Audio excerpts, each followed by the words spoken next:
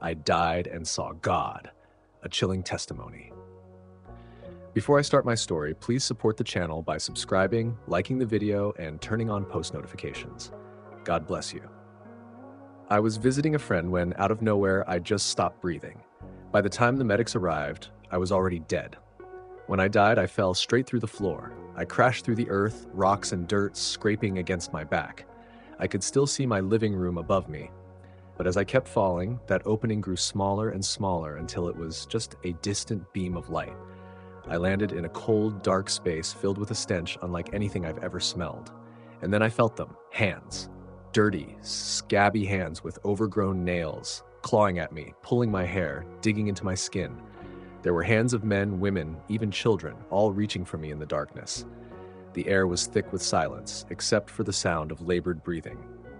Terrified, I shut my eyes and started praying, "Our Father who art in heaven." I kept repeating it over and over. Then suddenly a blinding light broke through the darkness. The stench disappeared. I felt warmth surround me. I opened my eyes, and in front of me stood a glowing figure.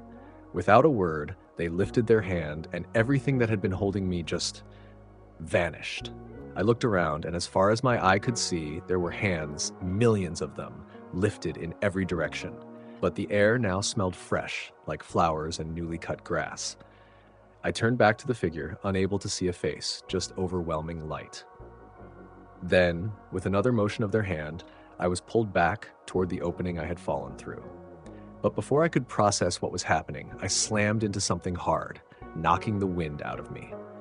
The next thing I knew, I was on a gurney, being wheeled to the morgue. I heard a medic say, "She's breathing." Another responded, "That's impossible." When they asked if I could see them, I nodded.